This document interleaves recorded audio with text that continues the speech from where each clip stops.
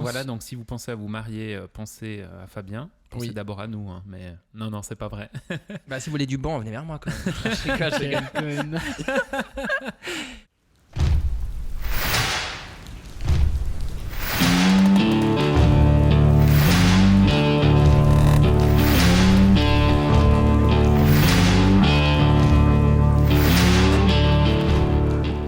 Hello tout le monde, bienvenue sur Antipopcast, j'espère que vous allez bien. Aujourd'hui, on se retrouve avec William comme d'habitude. Salut William. Salut François. J'espère que tu vas bien. Ça va très bien. Trop bien. Et on se retrouve avec quelqu'un que vous connaissez déjà. Et ça nous fait vraiment un gros plaisir de te revoir. Fabien, comment tu vas? Pareillement, je vais super bien. Je suis déjà au bord de marrer, de bien me marrer. Ah voilà, c'est bien. Ça annonce la couleur. On a déjà bien rigolé en off juste avant. Et on s'attend du coup à de grandes choses durant ce podcast. Avant toute chose, santé, whisky time. Santé, les amis. Santé alors. À toi, Fab. À vous. Ça fait plaisir de te revoir par ici, à Ouais, c'est l'atelier, vraiment là, plaisir. C'est cool. dans le podcast.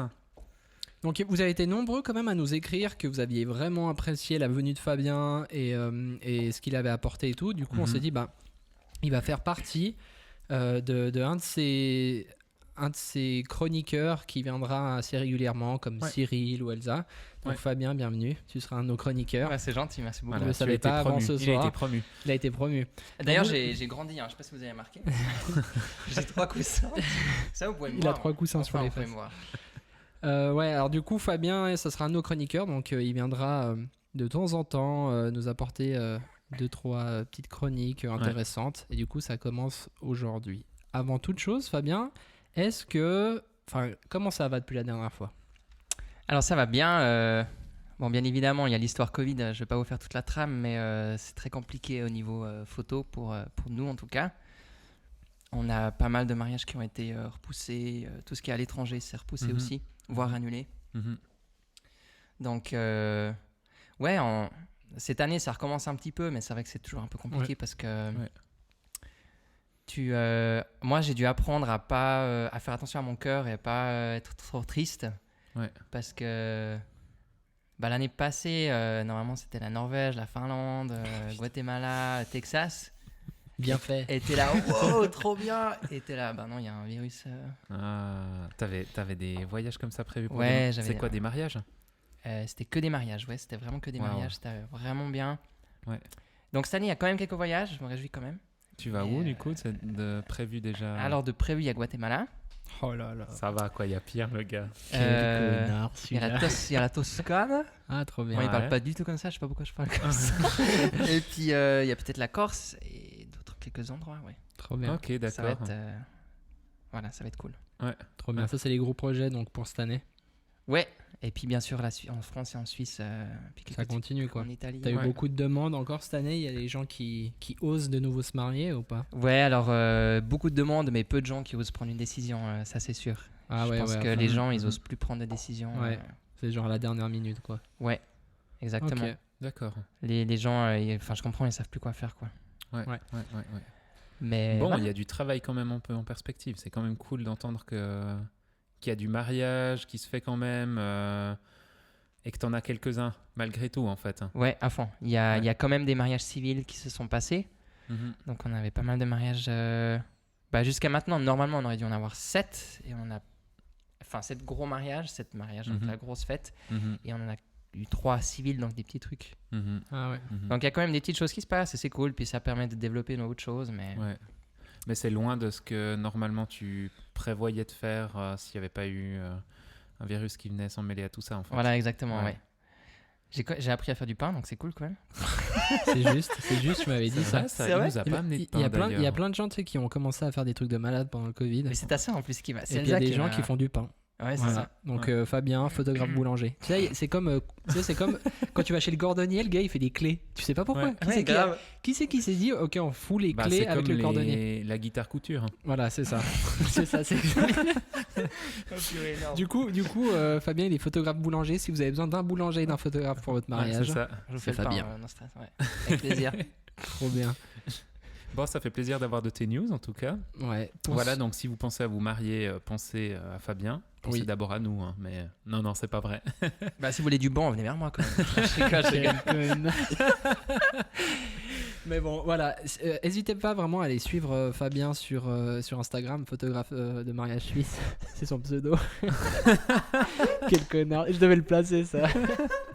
Le gars, il s'est renommé. En fait, c'est plus Fabien Delettra maintenant. C'est Fabien Suisse. Non, Qualité. Non, pas du tout. Maintenant, s'il t'écrit un message sur Instagram, il te le fera après. Ouais. C'est photographe de mariage suisse. Et une fois, j'ai reçu un message. Je me suis dit, mais c'est qui?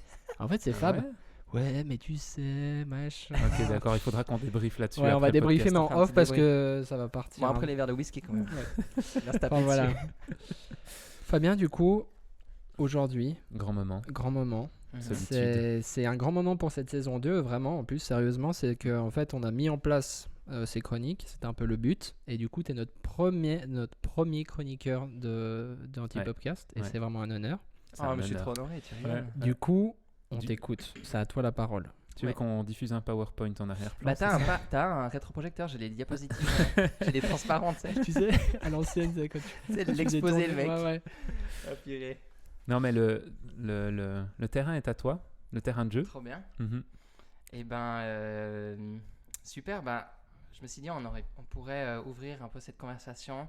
Je sais pas comment exactement le formuler, mais ma question c'était comment progresser, comment sortir de sa zone de confort dans un domaine dans lequel on se sent confortable en fait. Mm-hmm. Et puis ça j'aime bien. Et puis ensuite de cette question-là, comment prendre des photos qui font du sens. Ça va pas seulement toucher on peut parler, ça touche un peu toute la vie, donc c'est pas que les photos, donc ça peut vraiment concerner tout le monde, enfin vidéo, photo. Oui, bien sûr. Mais voilà, comment est-ce que tu fais du travail qui fait du sens. Et ça, c'est un truc ça me trotte dans la tête beaucoup en fait, ces temps-ci. Ouais, c'est intéressant. Je pense qu'on a aussi pas mal de questionnements comme ça. Clairement. Ça revient souvent, je trouve, dans notre métier, en ayant parlé avec d'autres photographes aussi, de se dire à quoi on sert en fait. Mais surtout que nous, on en discutait il y a pas longtemps, donc c'est trop bien en fait que tu apportes ça, parce qu'on discutait, mais en fait, nous, on fait beaucoup de projets très corporate et tout ça. Et c'est vrai que tu as un peu une marche à suivre, et puis tu dois transmettre quelque chose, tu dois expliquer quelque chose, tu dois vendre quelque chose. Et c'est vrai que souvent, moi, quand je rentre à la maison le soir, je suis là, mais en fait, vraiment dans ma passion, qui est la photo, la vidéo, et enfin l'image en général, comment est-ce que je peux donner du sens à ça, tu vois. Et c'est vrai que dans le corporate, finalement, tu peux pas vraiment, parce que tu as beaucoup de barrières.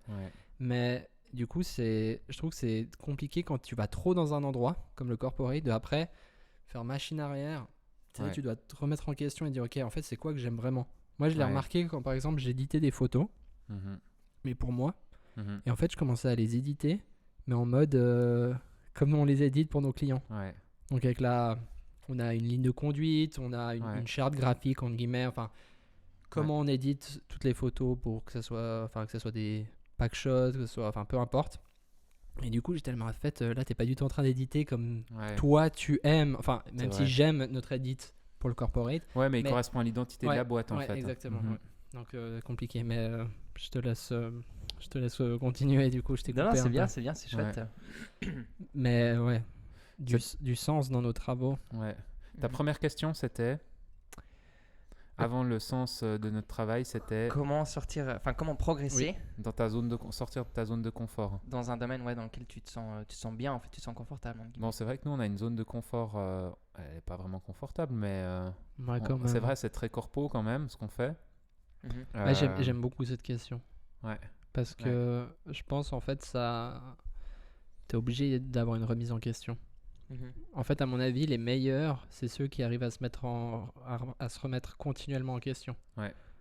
Et sans tout bousiller leur fondation. Ouais, exactement, sans remettre en question leur vie entière. Hein, mais enfin, je sais pas. Non, je suis d'accord. Je sais pas si vous connaissez, mais ça s'appelle le principe de Pareto. C'est ce qui dit que l'effet, 80% du fruit est produit par 80% de l'effort. Donc tu peux arriver à faire 80%. Tu peux arriver à 80% de, entre guillemets, succès, d'efficacité avec 20% d'effort.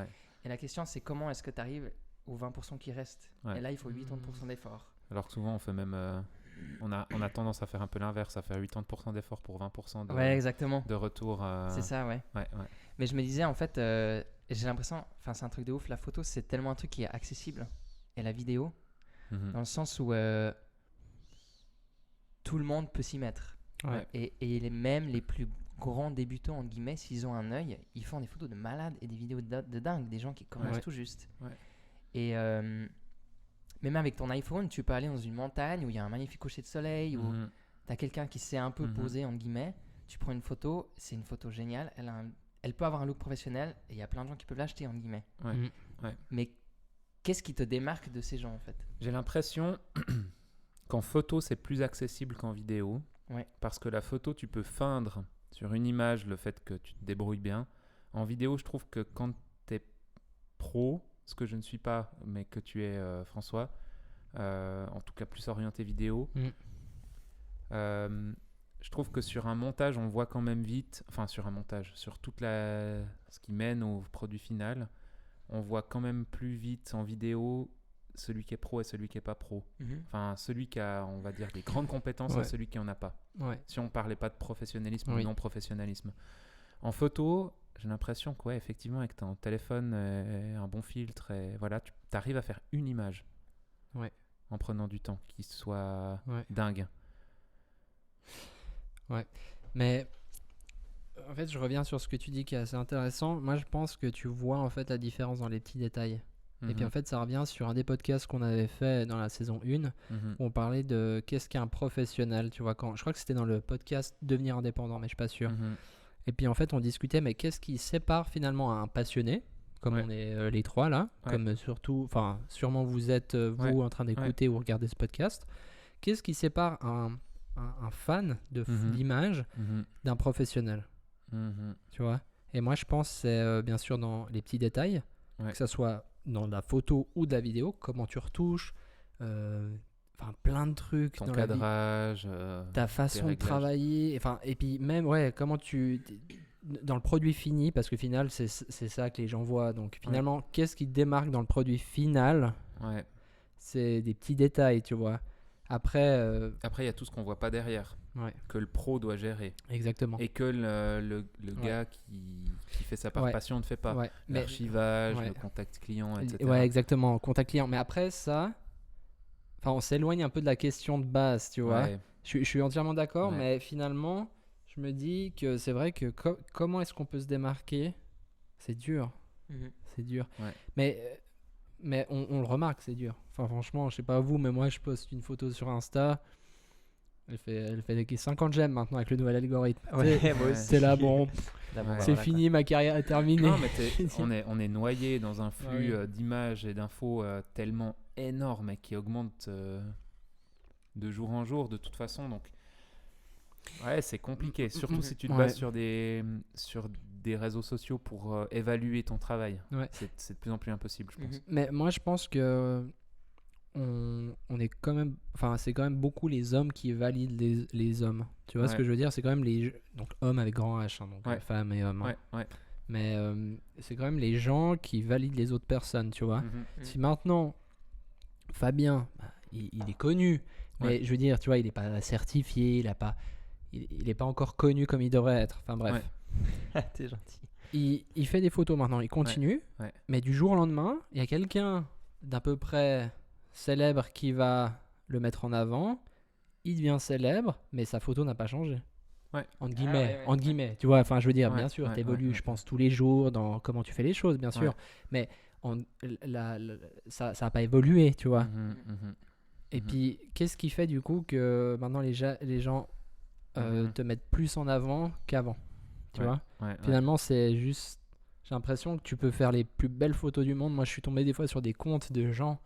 Putain, mais ces gars, ils ont 500 abonnés. Après, il faut pas se fier aux chiffres, mais il y a quand même un bout.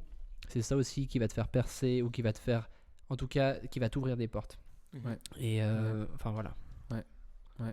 Il faisait des méga photos trop belles et puis le gars, ça se trouve, il va jamais être connu. Alors que, en fait, je crois qu'il y a beaucoup de gens dans l'image en général Mais je pense que c'est aussi valable pour la musique, c'est valable pour des artistes, peintres, des sculpteurs, tout ce qui touche un peu à l'art, c'est valable pour ça. C'est qu'il y a beaucoup de gens qui sont tellement talentueux, mais genre des trucs de malades, et qui arrivent à faire une différence dans leur travail et tout ça. Ouais. Mais finalement, ils vont malheureusement jamais être sur l'avant de la scène parce qu'ils n'ont pas connu les bonnes personnes, ils ont pas, tu vois. Et c'est tellement triste. C'est beaucoup, en fait, moi, ça, en relation que ça se joue. Hein. Moi, ça me déprime trop, genre des. Ouais. Ce genre de trucs. Des fois, je me lève le matin, je suis en fait, pourquoi continuer en fait, tu vois. Ouais. Parce que finalement, tu vois. Bah disons. Moi, en tout cas, ce qui me donne envie de continuer, c'est aussi, tu vois, en écho avec ta question au niveau de la zone de confort, de sortir de sa zone de confort. Moi, je suis quelqu'un qui a besoin d'en permanence bousiller les barrières, en fait. J'ai besoin en permanence de sortir de ma zone de confort.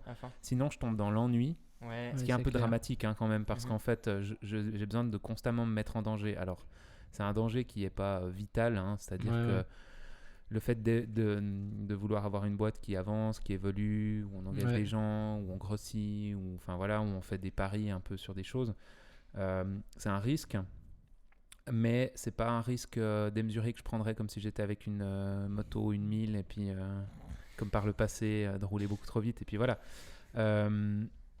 C'est pas un risque vital à ce niveau-là, mais je sens que j'ai toujours besoin de repousser un peu ces barrières, et du coup, moi, c'est mon rythme de travail. C'est aussi pour ça que je suis pas employé, en fait. C'est parce que comme indépendant et comme boss de l'entreprise, j'arrive à pouvoir m'éclater là-dedans. Mais voilà, aujourd'hui, on a changé toute la disposition de l'atelier. Ça, c'est des trucs, moi, ça me fait kiffer. Parce qu'en fait, dès qu'il y a un truc qui est trop en place... Parce que c'est un changement de période, de saison. J'aime pas ce mot, mais... C'est ça. Et puis, ça fait un moment qu'on en discute. Un moment, il faut qu'on passe à l'action. Et moi, j'ai l'impression que... en tout cas, les trois, j'ai l'impression qu'on a un peu cette mentalité-là aussi. Et peut-être aussi ce qui nous pousse à aller plus loin toujours en photo, en vidéo, à essayer des nouvelles techniques, des nouveaux trucs. Alors, il y a un côté un peu triste parce qu'on n'est jamais satisfait des fois aussi. J'allais le dire, en fait, c'est ce qu'on discutait d'ailleurs. Je sais pas, je crois que c'était peut-être avec toi, dans le dernier podcast qu'on a discuté de ça avec toi. Les éternels insatisfaits ou... Du coup, ça peut être cool parce que du coup, tu cherches la perfection, mais en même temps... Puis je trouve d'une fois que c'est validé, tu vois, quand ton client t'a dit c'est bien ou bravo ou peu importe, en fait, pour moi, c'est déjà le passé. Il est en train de me féliciter sur un truc qui est déjà...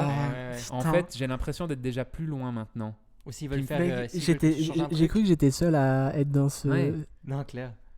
Ça valide un peu ce que tu as fait, mais en fait, tu l'as déjà fait. Des fois, tu ne saurais même pas le refaire, j'ai l'impression. Je me dis, mais est-ce que j'arriverai de nouveau à refaire ce que j'ai fait il y a un an? Peut-être pas. Et puis, il me félicite pour ça, trop bien. Mais maintenant, je suis plus loin. Enfin, je sais pas comment dire. Ou bien, s'il te demande de refaire un truc, moi, j'ai tellement de la peine à m'y mettre. Je me dis, mais c'est le passé. J'ai trop envie de faire un nouveau truc. Ça aussi, des boulots à répétition. Je suis là, mais j'ai envie de faire un nouveau truc maintenant. Tu vois En fait, on a le problème inverse de ta question. C'est qu'en fait, comment être heureux dans sa zone de confort? Non, mais en fait, je pense qu'il faut une balance un peu. Parce que c'est bien d'être un peu vagabond et... D'ailleurs, comme ma bière. C'est bien d'être vagabond et d'aller à droite à gauche, vraiment tu sais, selon les vents, et puis vraiment de régater tout, c'est le jargon bateau, tu sais. Le mec c'est un flibustier. Surtout sur Thalassa comme l'autre. Thalassa vendredi soir sur France 3. Non mais tu vois ce que je veux dire, genre il faut quand même un milieu, tu vois, genre. Et puis moi j'arrive pas à avoir ce milieu. Moi non plus. Et il faut que j'apprenne à être satisfait des choses qu'on fait. Et aussi, pour revenir en fait à ce que tu disais, ta première question quand même, enfin ta deuxième question, d'être satisfait aussi de quand tu fais quelque chose qui a du sens. En fait, moi, je trouve, souvent, je fais un truc qui a du sens, et puis après, je suis là, puis je néglige un peu le truc, tu sais, je suis là, tu sais, je suis un peu là, ça avait du sens. Et puis maintenant, ça a plus vraiment, alors qu'en fait, en réalité, c'est des conneries, tu vois. Genre, les vrais travaux que j'ai faits qui ont du sens, maintenant, quand je les regarde, je suis trop content. C'est comme quand tu te fais un tatouage.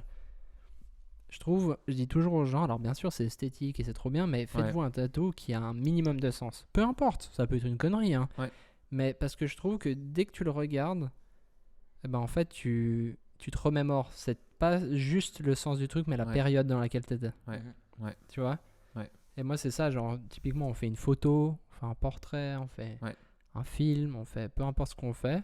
Ou même, je pense, pour les peintres, encore une fois, une musique, encore une fois, pour les musiciens. Je pense qu'il y a vraiment cet aspect où c'est la période et c'est le mood dans lequel tu étais à ce moment-là qui fait sens. Mais il n'y a pas tous les travaux qui rentrent là-dedans. Non. Tu vois, typiquement, la séance de portrait que tu fais parce que c'est notre boulot, on le fait avec plaisir. Mais en fait, je ne regarderai pas une série de portraits en studio en me disant c'est cool qu'on avait fait pour cette boîte avec 100 employés qu'on a photographié. Non, en fait, ce genre de travaux... Mais parce que c'est pas la même photo. Non. C'est pas la même photographie. C'est de la photo utilitaire, en fait. Exactement. En fait, nous, on fait beaucoup de photos utilitaires. On fait beaucoup. Je pense qu'on fait, sincèrement, on doit faire 80-90% de photos utilitaires. Même peut-être plus. Dans notre travail on fait quasiment que ça. De temps en temps, on a des truc projets qui fait vibrer, où on se dit waouh, l'image. Tu vois, les clips que tu as réalisés dernièrement pour Ellie, là, le tout dernier. Moi, c'est un truc, ça me fait vibrer de le découvrir. En plus, j'étais pas au tournage, donc je suis pas corrompu. Moi, c'est ça, c'est que je suis corrompu. Moi, je l'ai pas vu et je découvre le clip monté et je suis là, waouh, ils ont assuré les clips, c'est trop beau. J'étais vraiment ému de voir ça. Mais j'étais pas sur place, donc ça m'a aussi pas perturbé. Des fois, quand tu es dans tout le process, du moment de la création avec le client jusqu'à la réalisation, et puis voilà, quand tu le vois après, tu es un peu dégoûté. Tu as passé tellement de temps dedans que tu as envie de voir autre chose. Je vois. Mais des fois, c'est presque bien de reprendre ses travaux plus tard, tu sais, une année après. Mais justement, après, je te laisse la parole, Fab, mais justement, le projet que j'avais fait sur Insta, Pourquoi mon cœur bat. Ah ouais, ta vidéo. Ce truc, justement, c'est, je pense, typiquement, ça vient typiquement avec la question que tu disais, justement, donner du sens. C'est que c'était un projet, pour moi, qui bouillonnait en moi depuis un moment. Et tu sais, ces genres de projets, tu sais que tu vas les faire. Tu es obligé, en fait. Tu peux pas partir de ce monde sans pouvoir les faire. Et pourtant, c'est un projet vraiment, entre guillemets, dérisoire dans la production. Oui. C'est pas du tout un projet difficile que j'ai eu à faire au niveau de que ce soit filmé ou de la voix off ou de ces trucs, des petits détails comme ça. Mais c'était plus dans la conception, la remise en question. C'était plus en fait en off que ça s'est passé. Pour retransmettre ce qui s'est passé dans cette vidéo. Et justement, ça c'était une période en fait. Maintenant, quand je me souviens, je suis pas blasé de mon travail. Chaque fois quand je le revois, des fois de temps en temps, je vais le regarder. En fait, ça m'encourage des fois de le regarder, tu vois. Et du coup, en fait, c'est dans une période de temps. Du coup, ça me rappelle cette période. Et du coup, en fait, je suis hyper content. En fait, je suis heureux. En fait, je pense que c'est le seul projet, honnêtement. C'est le seul projet vidéo où en fait, je suis toujours content de le regarder. Mais même si c'est pas les plus belles. C'est même plus, et tu sais que c'est même plus les. En fait, c'est même pas les plus belles images que j'ai faites de ma vie. Non. Moi, typiquement dans le clip d'Ellie, il y a des images. J'ai jamais fait des images comme ça. Et dans chaque projet, j'ai l'impression, chaque fois, je te dis des fois, genre putain, j'ai jamais fait des images comme ça. Trop drôle. Mais en fait, c'est vraiment ça, c'est que chaque fois on évolue. Mais dans ce film-là, j'ai tourné avec mon Canon, genre à la main comme ça, même pas la Red ou comme ça. Et en fait, c'était même pas les images ou comme ça, c'est juste le sens qu'il y avait derrière. Mais je suis tellement d'accord. Mais c'est des choses que tu es obligé de faire. Des projets. Mais je pense que là, c'est notre côté artistique, en fait, où on se dit... Alors, ce qui est dramatique dans nos boulots, c'est que si on passe trop de temps à travailler, des fois, on met ses projets de côté. Et du coup, on n'assouvit pas notre besoin artistique. Mais quand on le fait, moi, le projet que je suis en train de faire, dont de toute façon, il va sortir parce qu'il est déjà filmé, qui est où j'ai filmé mon grand-père. Dis pas, tu dis rien. Bref, et en fait, c'était un projet que j'avais besoin de faire aussi seul. On en a parlé en équipe. On en a parlé avec François parce que François, c'est le vidéaste de la boîte. Et c'était important que je te dise, voilà ce que c'est mon projet.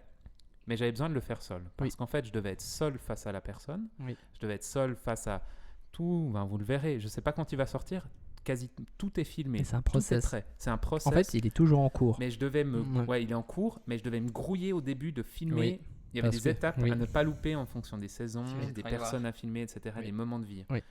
Mais j'étais obligé de résoudre ce truc. C'était un problème émotionnel, c'était un problème pas grave, mais un questionnement artistique sur notre condition humaine, sur notre condition à la vie, à la mort. Et t'as pas le choix de le faire. Tu tournes et puis en fait au final les images elles auraient pu être bien mieux parce que j'étais seul, il y a pas d'éclairage de dingue, il y a pas de son de dingue, il y a un son qui est clean mais voilà. Mais en fait c'est la différence entre une fiction et la réalité. et un témoignage en fait. Un Ouais. témoignage, c'est tellement puissant parce qu'en fait, c'est la vérité. Ouais. Tu vois, Ouais, tu ouais, peux ouais. pas en fait venir contre. Personne peut venir. Ouais. Alors, il y a peut-être quelqu'un qui peut dire oh lui il me saoule. Bah, c'est Bien une chose sûr, voilà. bien sûr. Mais il pourra jamais dire ça c'est faux. Ouais. Tu vois. Ouais. Et en fait finalement dans une vidéo comme ça, moi je revois ma vidéo là, sur ça, ou si toi tu regarderas ta vidéo tu Ouais. diras ah bah ça j'aurais pu faire autrement. Bien sûr. Ça c'est pas top. Oh il y a ça machin. Mais 99%, 99 pour les Français, 99% des gens, ils vont pas regarder ça parce qu'ils vont Non. être portés, même les pros, hein, même les pros, Ouais. Ouais. parce que ils vont être portés, enfin s'ils se laissent porter, ils vont être portés en fait par l'histoire. Ouais. Et quand tu es porté par l'histoire, en fait, c'est plus les images, Ouais. enfin, c'est plus le montage qui compte, c'est la réalisation derrière et la réalisation finale. Puis je pense que les gens, ils ont besoin de quelque chose qui est pas parfait pour se reconnaître dedans. J'ai l'impression. Peut-être pas, hein, mais Non, j'aime j'ai bien. l'impression que Ouais, les trucs c'est trop juste. parfaits, trop retouchés. Enfin, j'adore Trop la belle lisse. image, tu vois. Ouais. C'est hyper beau, mais je pense que ça fait tellement du bien de voir des images qui sont, je sais pas, qui ont beaucoup de grains, qui sont un peu floues, enfin un truc Ouais. différent, et tu peux Mhm. tellement te reconnaître là-dedans, je trouve. J'ai l'impression. Dans l'imperfection, ouais. Ouais. Ouais, Parce que après. finalement, on peut retrouver notre humanité là-dedans, j'ai l'impression. Ouais. Oh là. Oh là Moi, j'aime là. trop voir. C'est lourd, Mais en ça. plus, on l'avait acheté ensemble. J'ai un livre sur l'Inde, des portraits d'Inde. Ouais. À Arles, on avait acheté ça. Ouais. Ouais. Bon, les images, elles sont pire belles. C'est des photos prises à l'argentique en noir et blanc. Ouais. Donc la photo est bien dans le sens où elle est nette et tout ça, mais là, genre t'as un portrait d'un mec et il y a plein de poubelles autour. Ouais. Et moi, cette photo, elle me touche tellement Mhm. Ouais. parce qu'elle est pas parfaite et Mhm. parce que c'est comme si je peux retrouver en fait. C'est comme si je peux reconnaître mon imperfection humaine dans la photo de quelqu'un d'autre. Mhm. Enfin, je sais pas comment dire ça, Mhm. mais Mhm. je pense qu'on essaie tellement d'être parfait dans ce monde actuel Mhm. que ça fait tellement du bien de voir des choses qui sont pas parfaites. Merci pour le micro. Je t'en prie. Mais je vrai. sais Mais pas. attends, tu peux redire ça une fois parce que Ok. c'est Ouais. trop bien. Ouais, ouais. Je veux dire quoi Je pense qu'on a besoin de voir des choses imparfaites. Ouais. Ouais. Pour retrouver notre humanité. Mais aussi, on est tellement dans des images parfaites. Ouais. Oh. Moi, je suis un peu un vieux con quand je dis ça. mais franchement, tu prends un bouquin Ouais. d'un photographe, d'un artiste. Tu les regardes si tu le regardes sous un œil technique, tu trouves des trucs à dire. C'est pas forcément parfait, mais il y a une âme, il y a un truc. Si tu prends quelqu'un qui est doué. Mhm. Et je retrouve pas forcément ça sur des réseaux sociaux.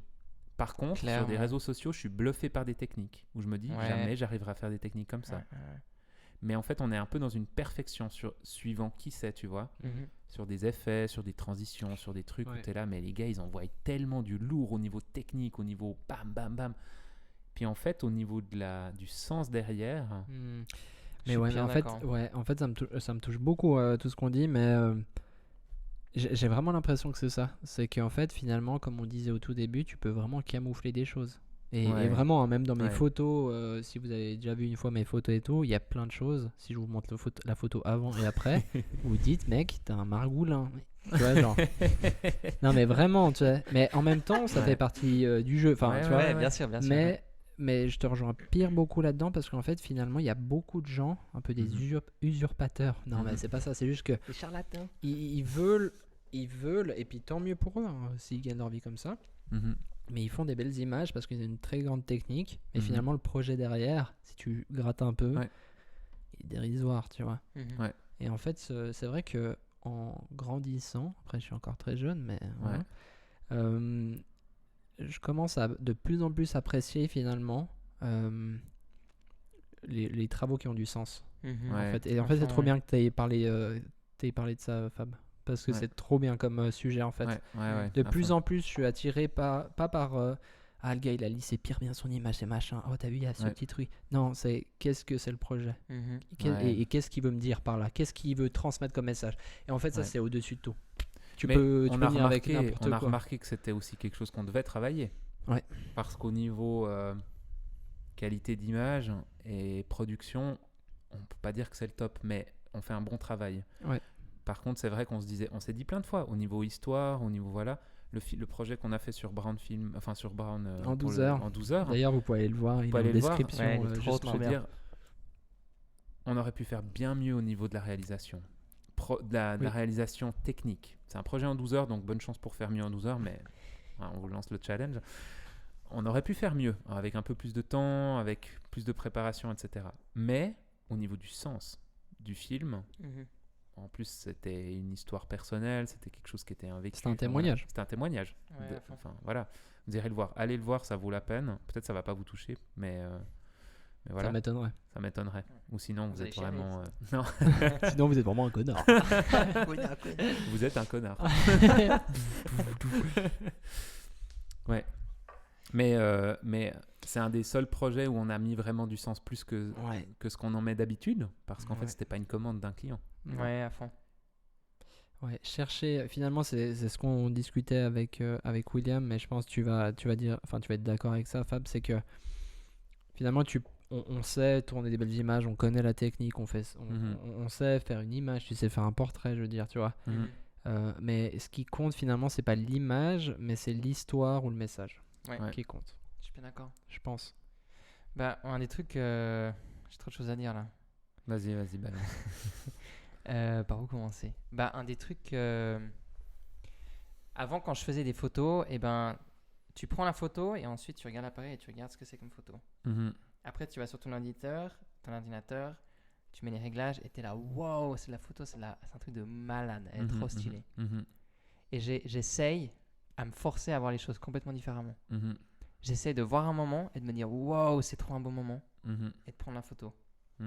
Et je pense que c'est ça c'est comme ça que moi, personnellement, je trouve mon sens dans ce que je fais. Parce qu'en fait, j'ai réalisé que au fil des mariages que je faisais, eh ben, j'avais plus le trac. J'étais trop confortable. Et en fait, j'allais au mariage et au moment des photos de couple, un peu bon, c'est pas des poses, mais tu vois, tu dis, pour donner un exemple, dis ta liste de courses dans l'oreille gauche de madame. Et puis là, tu vois, les gens se marrent, il y a un moment qui se crée, tu prends ça en photo. Et j'ai réalisé au fil des mariages, mais je disais tout le temps la même chose, je faisais tout le temps les mêmes poses. Et les mariés adoraient les photos, mais j'étais là, mais il y a un problème, tu fais tout le temps la même chose, il y a vraiment un souci. Tellement. Et c'est là que je me suis dit, il y a un truc que tu l'as changé parce que... Il y a un truc que tu l'as changé. Et un autre problème aussi que j'ai vu, c'est que quand j'étais avec les mariés et que je prenais une photo de malade, j'étais là, wow, cette photo, elle va tellement cartonner sur Instagram. Et j'ai dû me confronter à moi-même parce que j'ai dû me dire, attends, ton but c'est quoi? C'est de devenir connu ou c'est de créer des souvenirs que les gens vont regarder toute leur vie? C'est intéressant. Pourquoi tu fais les choses à propos de toi et pas à propos des autres? T'es là pour les servir. Et je pense lourd, que ça, en fait, ça m'a... Je pense... On va pas se mentir, on est tous les mêmes. Mais disons, je sais pas, t'as 4000 abonnés sur Instagram et tu vois un compte qui a 900, tu dis... On sait tous que les chiffres sont pas pour toi, mais t'as quand même ce truc où t'es là. C'est triste. J'ai 4000. On est tous pareils, faut pas se mentir. Mais je pense qu'il faut... Moi, j'essaie en tout cas, mais je pense qu'il faut vraiment se confronter à nous-mêmes et se dire, attends, c'est à propos de toi ou c'est à propos de créer quelque chose de beau pour les autres, en fait? Et c'est difficile. Il pourrait prendre le micro comme ça puis le lâcher, le gars. Alors, évite de lâcher, il coûte cher, mais t'es vraiment un enfoiré. Par la fenêtre. C'est lourd, ça. Puis je pense qu'en fait, je pense qu'on doit changer notre savoir-être et ça va changer notre savoir-faire. Et moi, je veux... On peut refaire notre travail. Non. On peut refaire nos travaux. On peut tout recommencer, on efface tout. Attends, tu peux On va redire effacer cette les phrase disques. de malade. Bon, la Red Raven, tu peux me la donner si tu veux. Tu peux redire juste cette phrase que tu viens de dire? Je pense qu'on doit changer notre savoir-être et ça va changer notre savoir-faire. Ok, là on peut arrêter. Non mais mec. Le mec il vient ici, à chaque fois il balance des bombes. Non mais en fait On avait photographié avec son cœur. Ouais, en fait c'était ça, photographier avec son cœur. Maintenant vous savez pourquoi Fabien il vient faire des chroniques ici. Qu'on l'a choisi comme chroniqueur. Voilà. Merci. Ouais, bon, c'est la première fois que je sais pas quoi dire après. Ouais, pareil. Quelque chose comme ça, mais en fait, je pourrais pleurer, on pourrait juste pleurer. Ouais, c'est ça. Je crois que tu as tout résumé et je pense qu'il y a même pas besoin de rajouter. Je pense qu'on va gentiment s'arrêter là, parce qu'en fait, ce serait juste du gâchis de rajouter des trucs derrière. Complètement. En tout cas, gardez en tout cas tout ça pour vous. Ouais. Et puis buvez les paroles de Fab comme de l'eau, parce comme que de l'élixir de jouvence. Hein. Ouais. parce que c'est violent. Et puis aussi, enfin voilà, on est intéressant, on est toujours friand aussi d'avoir vos retours. À fond. en commentaire ou en commentaire visible par les autres ou en commentaire pas visible en nous écrivant à nous directement, c'est important. Oui. Parce que vous avez sûrement des questions, peut-être que ça fait bouillonner quelque chose en vous, comme ça fait bouillonner quelque chose en nous maintenant. Restez pas seul avec ça, écrivez-nous. Et puis n'hésitez pas aussi à nous écrire pour passer en fait à nos bureaux. Ouais. Parce qu'on a la possibilité aussi d'accueillir et puis de pouvoir discuter, de pouvoir prendre un café. Ou un whisky. Alors venez pas à 9h du mat peut-être pour un whisky, mais voilà. En tout cas, n'hésitez pas à nous contacter. Et puis, merci beaucoup, Fab. C'était vraiment extra. Ouais, franchement, franchement, je suis un peu sur le cul. Cette saison 2 balance je pense que vous allez voir que je suis un peu... enfin voilà. Bref, saison 2, elle est lancée. Et puis, on espère que vous allez kiffer. En tout cas, merci beaucoup de nous avoir suivis jusqu'à présent. Merci. N'hésitez pas à aller suivre, bien sûr, Fab sur les réseaux sociaux, Antipopcast, William et tous nos travaux. N'hésitez pas à nous suivre. Photographe de mariage suisse, hein, c'est bon. Photographe de mariage suisse. de mariage suisse, ouais, grave, c'est ça. Voilà, merci beaucoup à tous et à toutes. On vous souhaite une bonne soirée, bonne journée, peu importe où vous êtes. Ciao.